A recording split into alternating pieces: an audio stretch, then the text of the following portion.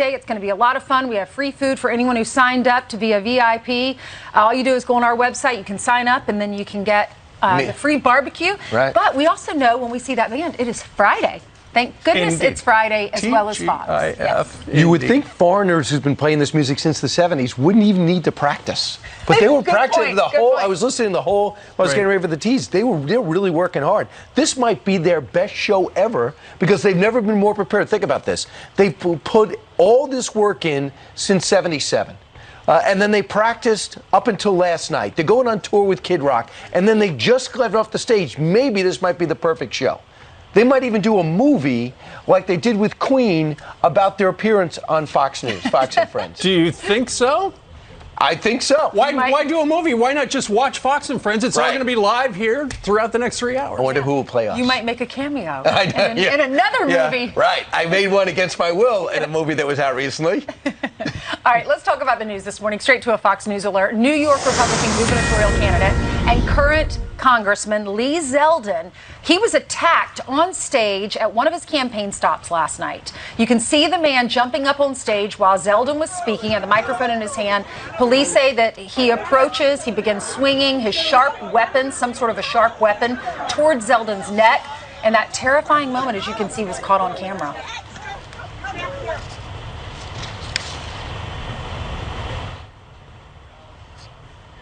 Yep, that's it right there.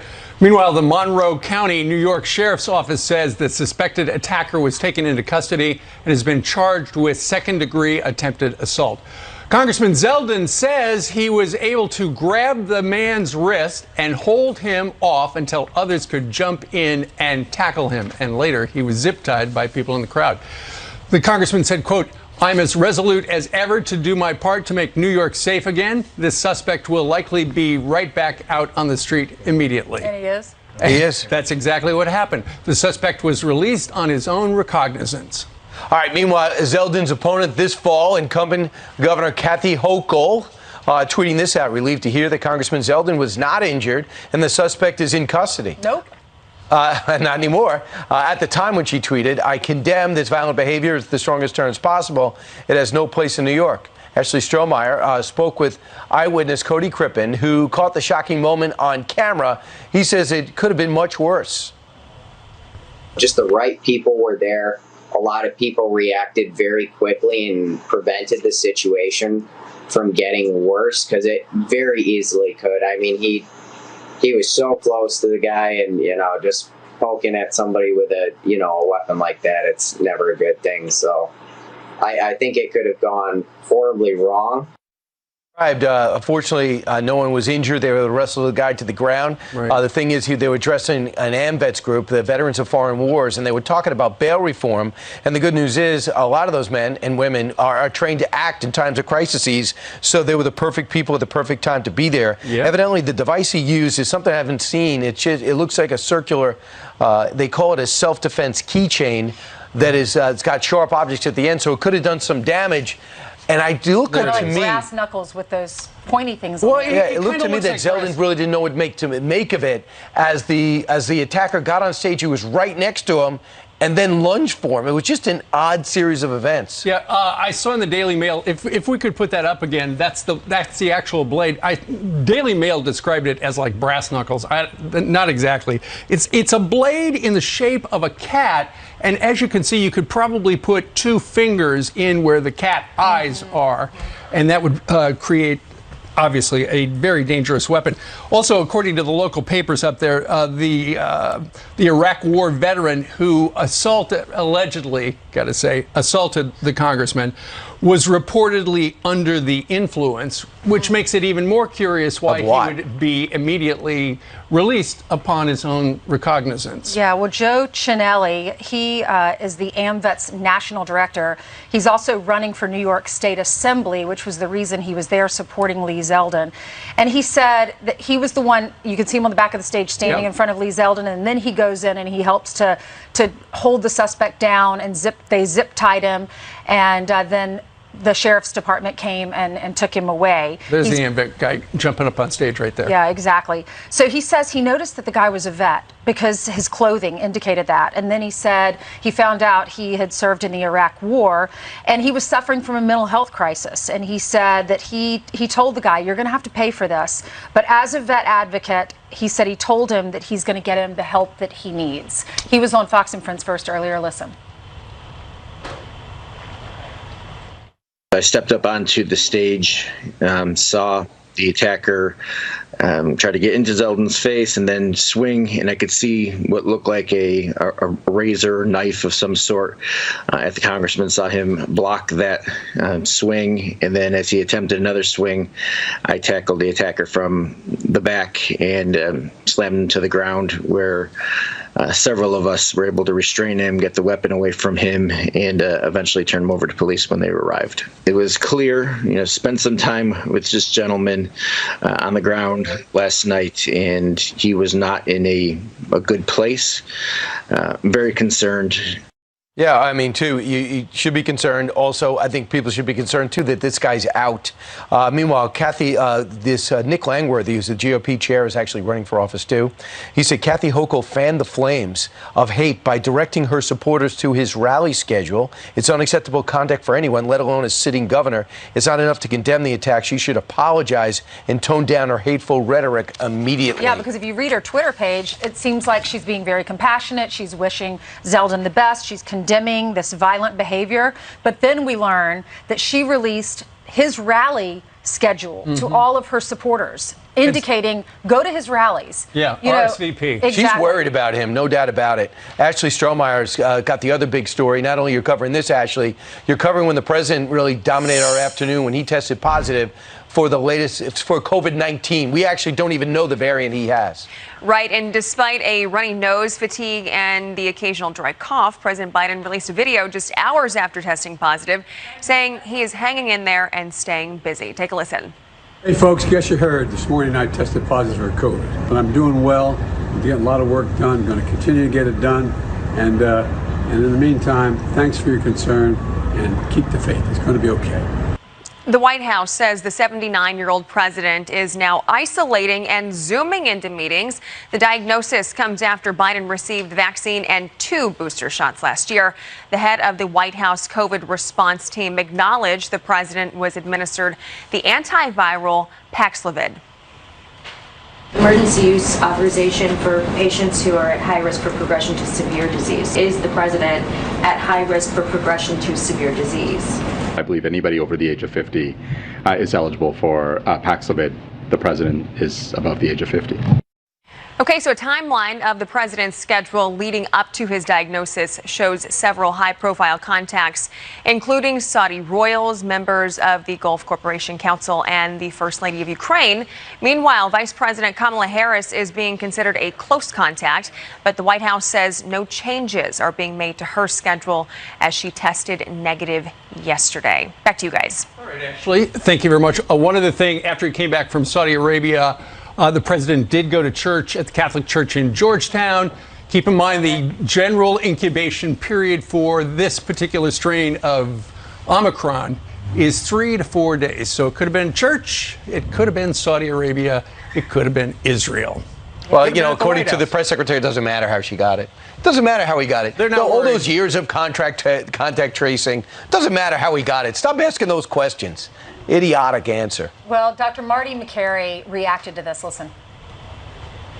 Severity of COVID, even though it's a virus with the same name as the more dangerous virus from 2 years ago and a year and a half ago, it's behaving much differently because population immunity is high right now. I agree the president's going to be okay, and I agree the president should continue to work remotely as he is. But right now, the White House is making a mockery of the same contact tracing policy that they are still imposing on school children and everyday Americans. The White House is basically acknowledging that it really is not effective. And that's true. Contact tracing is not effective once a virus is ubiquitous and at large and inevitable. Right. So the president has contracted COVID 1 year after declaring America independent from COVID. Yeah, a little bit later. We wish him the best. We absolutely wish him the best. Quick recovery. But it's just amazing how different the coverage is for President Trump as President Biden. Yeah, they were blaming President Trump for everything. How dare he not wear a mask on the veranda? Meanwhile, where was he yesterday when he gives his address, not wearing a mask? So it's going to be interesting how you're going to mask up and tell all these other people to contact trace and tell other kids to stay out of school when the press secretary says it doesn't even matter how the president got it. Well, he's under the best care. He is taking that Paxlovid, which is an antiviral med, and he had to stop his Eliquis and his Crestor for cholesterol and his blood thinner. Right, and there's some concern because remember back in 1988 he had a couple of brain aneurysms, presumably caused by blood clots, Eliquis, blood clots. There's a lot of worry about that. So anyway, his doctors are trying to figure out the calculation. Maybe they're giving him a little bit of something, but he should not take Crestor and he should not take Eliquis. All right, 11 minutes now after the hour, still ahead. New York City's mayor calls 2 Republican governors cowards and accuses them of busing illegal immigrants out of their states to his. Hear their fiery response. 16 minutes after the hour, the House January 6th committee holding a primetime hearing last night focused on former President Trump's actions while the riot took place. And the committee promising even more hearings in the future. Griff Jenkins is live in Washington with the very latest on what happened last night on TV. Griff?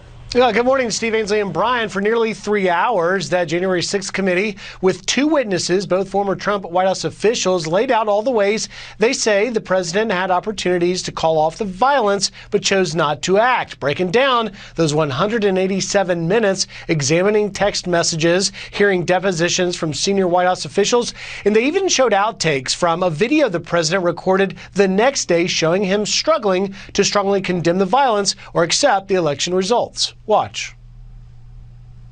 To those who broke the law, you will pay. You do not represent our movement. You do not represent our country. And if you broke the law, you can't say that. I already said you will pay. The demonstrators who infiltrated the Capitol have defied the seat of justice. It's defiled, right? See, I can't see it very well. Now, the hearing was chaired by Republican Liz Cheney after Chairman Benny Thompson had to participate remotely because he tested positive for COVID. But in the end, Thompson announcing they'll be back in the fall. As we've made clear throughout these hearings, our investigation goes forward. We continue to receive new information every day. We continue to hear from witnesses. We will reconvene in September to continue laying out our findings to the American people. What new information might there be? Well, those missing Secret Service text messages sent on January 6th may be one of those things they're looking for, and we're also learning the DHS Inspector General has launched a criminal investigation now into those missing texts. Brian, Ainsley, and Steve? All right, Griff, thank you very much. By the way, the chairman was at a remote location because he, too, just like the president, has COVID. Yeah, so they're going to try to get this right up to November and try to drag this out as long as possible. It is their strongest political play is January 6th. Just keep in mind, everyone in that room, they're all against Trump. They're anti-Trumpers. Every single person in that room voted to impeach him.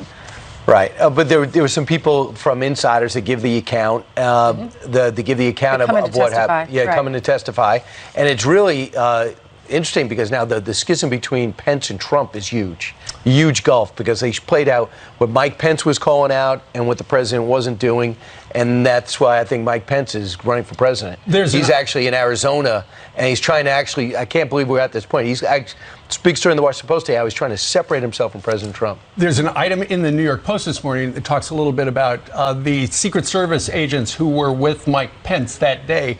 When they were actually, they heard the people coming, they knew they were really close, and according to the story, the Secret Service agents were calling their loved ones to say goodbye because they were so convinced that the rioters were going to kill them. And so they were saying goodbye. Thankfully, they didn't get to the vice president. There's no excuse for a riot, but remember the summer of 2020 when there were all those riots? Where are the hearings for those riots, for people burning buildings and burning businesses. You can't pick and choose which riot is the good one and which one's the bad one. They're all bad, and they all need to be, all these people, Kamala Harris was raising money to get all of these people out of prison that were thrown in jail for rioting. So, and then you had Chuck Schumer on the steps saying to go after the Supreme Court justices, and a guy does, and is attempting to assassinate Kavanaugh. So, you can't pick and choose. We have to go after all the violent crimes and all the criminals out there. I thought Mark Levin had a good point with Sean last night. He said the whole goal is to make it impossible for Trump to run again. Sure. And that's the whole goal, make that argument. All right. It is exactly 6:21 here in the East, and Carly joins us with more news out of New York. Yeah, and sad news at that. One New York officer is killed in the line of duty and another injured in Rochester last night. They were on patrol when they approached a suspect who opened fire, also injuring a bystander. The civilian is reportedly expected to survive. No word on the condition of the surviving officer. No arrests have been made so far. Fox News capturing this video of two 8-year-old girls telling Texas officials they have been traveling without their parents all the way from Honduras. The girls also saying they went a whole day without food. Meanwhile, the TSA admits almost 1,000 illegal immigrants, listen to this, used arrest warrants as valid IDs to board airplanes. And New York City Mayor Eric Adams once again blaming Texas Governor Greg Abbott and Arizona Governor Doug Ducey, now labeling them as cowards. This comes as the two border states have bused thousands of immigrants to Washington, D.C. NASCAR looking to add an electrifying new addition to its lineup of races. A leaked document reveals plans for an electric series as early as next year. The race car will be reportedly fully electric, all-wheel drive with 1,000 horsepower. NASCAR has not confirmed the plans, but officials telling us an EV series is in the works. How about that, guys? Those are your headlines. Over to you. And that should be really interesting. My neighbor has got a Tesla, and he said, "You want to drive it once?" And I said, "Okay." I tried. Was it fast? My neighbor, JR. And I just put my foot on the gas, and I 0 to 60, I think, in 3 seconds. They're it was really amazing. cool inside. It looks like a big computer screen. I was on my street, so the speed limit is 35, so I went to 60. So did you avoid a speeding ticket? Is that what you're saying live on air? Because you were on your street? You know what? Maybe I'm thinking metric. Yeah, exactly. That's what it is. All right. Thanks, Carly. Appreciate it. All right. 23 minutes after the hour. I just got to take this moment to thank Vladimir Putin, because for the longest time he's been hiking up our gas prices. Right. Since they're going down, I was like, say, Vladimir, thanks for decreasing the price of gas, because he is responsible for the price of gas, right? The oil companies. Thank you to the oil companies. Thank you for lowering the price. Gas station owners. Those billionaire gas station owners. Right. Thank you for lowering the price. And the transition, the transitory. You have to thank that, whatever that means. Thank you. It's going to be temporary. Right. That's what we heard a year ago. It's very interesting how when the price of gas was going up, it was not Joe Biden's fault. But now that the price of gas is going down, just a little, Joe Biden gets the credit. So wait, they caused this problem, and then when it's fixed just ever so slightly, then they're jumping for joy and they're taking credit. Exactly. They are about to. Okay. You're about to see the press secretary essentially take credit. Very excited. Keep in mind, the reason gas prices are going down has nothing to do with Joe Biden. The United States has not increased oil production at all. The reason the prices are going down, supply and demand. You are driving less because it's so expensive. It's supply and demand. Of course, this is a great talking point for the White House. Here's the press secretary. Hey everybody, so gas prices have been declining across the country. In the past more than 30 days, we have seen gas prices go down by more than 50 cents per gallon. This is so exciting, guys. I'm in the graph. In more than 20,000 gas stations just across the country, as you'll see in this graph, you will see gas prices less than $4. At current prices, average American driver will spend about $25 per month less on gasoline than they would have if prices had stayed at their June peak. Supply and so demand. That makes sense. So that makes sense that they are They are actually really elated because the goal is to have us no longer in combustion engines and driving a car. That's one thing the green zealots loved about the pandemic. We weren't flying, we weren't driving as much, we weren't going to work. So it's a kill two birds with one stone. The price is dropping. They say they still got a huge problem with the fact that the oil is dropping, but not as fast as the gas station prices. Right. Basically still accusing the gas station owners of gouging. Yeah, but the gas station owners, if you paid $5 a gallon to put to have the transport, put the gas underneath the gas station, right, they're not going to lower the price to $4.50 and lose 50 cents a gallon. They've got to, it all averages out, according to my other friend, not JR, who let me borrow his car, but Brian, who runs Texaco down the street. All right, so Pete Buttigieg, he tweets this out. Good morning. Gas prices are going down. Thanks Keep for that. in mind, gas prices were about $2 cheaper than at the beginning of Joe Biden's presidency, right after Donald Trump left office, than they are now. So they're still super expensive. Right. Inflation was very low in January of 2020, and now it's at 9.1%. And look at the supply chain crisis. It's going to get worse, they say, because the truckers are they're protesting. They're not driving out in California at the port of Oakland, which is the largest marine terminal out there. And it's about to get worse because they had to close because the truckers are protesting, and they're not taking all the supplies that are on those ships out in the Pacific. They're not taking them to your house and to the grocery stores and that kind of thing. Right. There are 15 container ships out in the Pacific. They can't get into the port because what these independent truckers are doing is they're protesting a new California law that imposes new costs on them.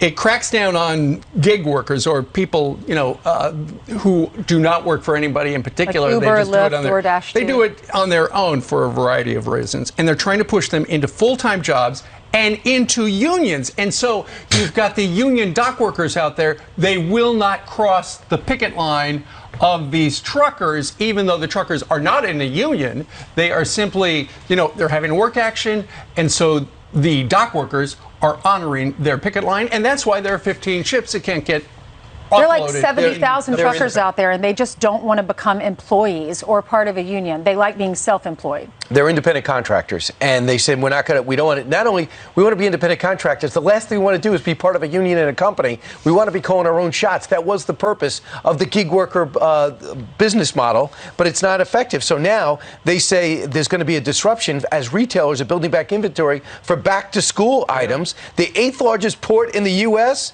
is suddenly ground to a halt. Definitely affect your Amazon orders. Meanwhile, the President of the United States got some bad news yesterday. Besides COVID-19 positive results, he also found out the Quinnipiac poll is out, and he's got 31% approval rating. That's really struck an idea with Governor Kristi Noem. Listen. We're facing a situation soon where President Biden's approval ratings are going to be even lower than the inflation rate.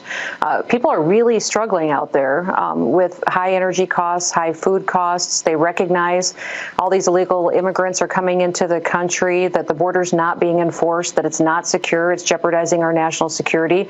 They aren't talking about what all the other networks are running today. They're talking about how do we get through the next 6 months until we get a new majority in the House that stops a lot of these bad policies. So that is true. I mean, the president, he also got bad news, not terrible news, but bad news when jobless claims. They went up to 251,000 from 230. So people worry. He says, we're not at recession yet. But if those jobs numbers was the good news story in this economy, along with real estate, and real estate's gone ground to a halt, people are worried about spending now, and they look at jobs because we look around and say, wait a second, if we're heading to a recession, company to be hiring. So that's something to look out for. Wall Street's really worried. Are you reading all these articles in the Post and Wall Street Journal here talking about Wall Street companies thinking about they possibly could be faced with layoffs next summer or in the coming months because the stock market is so bad right now? Right, but it's impacting Main Street right now. And Brian, to your point, they're talking about a deep freeze in real estate because the Federal Reserve is going to have to jack up rates again, probably 3/4 of a point to a point. And that's just going to make it so expensive to buy a house, buy a car, buy anything on time. And that's where we are right now. First-time home buyers especially, because that's when you have the ideal typically you have the least money to put down. You're concerned about interest rates, and now they are suddenly going up. Maybe we were spoiled before, but these are going up, and they're definitely going to wreak havoc with your budget. Were you better off before or now? That's the question. Still ahead, President Biden testing positive for COVID, despite being vaccinated and double. All right, President Joe Biden now in isolation after testing positive for COVID-19 yesterday. We don't know the variant. The full vaccinated and twice boosted president is said to be experiencing mild symptoms. Here to react is Fox News contributor Dr. Jeanette Nesheiwat, who not only works here, also helped out in the Ukraine and was at the forefront of this coverage. First off, from what you can tell right now, how do you feel the president's health care is? I think he has top-notch, excellent health care. He's in the hands of incredible doctors. So I do think even though he's very, very high-risk category, he's going to be okay. And he is on what? Right now, he is on an antiviral medication called Paxlovid. It's usually a 5-day course of medicine, but we'll have to see how he progresses, how he does. That might be extended to 7 days. It might be extended to 10 days. Somebody just about his age, Dr. Fauci, did the same thing. Yeah. Tested positive, took it. He went away, and then he tested negative. Then he tested positive again. And some people are saying, yeah, that happened to me, too. I took it, but I couldn't get rid of it using Paxlovid. Yeah, and that can happen. I've had patients, same thing has happened, but it's not with every single patient that is prescribed Paxlovid. It can happen to a group of people, a certain amount of people, but it's not with everyone. And it's a good medicine. I have seen it work very well with my patients. It's just sometimes you might need a longer course of it, whether it's 5 days, 7 days, or 10 days. So you might need 2 courses of it. It's possible, but not for most people. So when people say, I got double vaxxed and I got double boosted and I still got it, it's safe to say that this vaccine does not prevent you from getting it. Oh, absolutely. Right now, even if you're vaccinated, you can still pick up COVID. You can still spread it, which is different from what we were told a year ago. But I have noticed with my patients, Brian, and I've taken care of thousands of COVID patients, that those who are vaccinated, their symptoms do seem mild compared to those who are unvaccinated. So it can't stop you from getting COVID. It can't stop you from spreading it. But it has been shown to help keep you out of the hospital and minimize your symptoms and severe complications. Have you seen anything of after effects of taking the vaccine and the booster in people? Have I seen that? Have you seen people have side effects? Side effects. You know, some patients, yeah, they'll feel a little fatigue, a little feverish. We have that rare case of myocarditis, pericarditis that can happen as well, and a lot of people with pain at the side of their arms. But for most of my patients, most of them have tolerated the vaccine pretty well. But of course, with any vaccine, potential side effects could occur.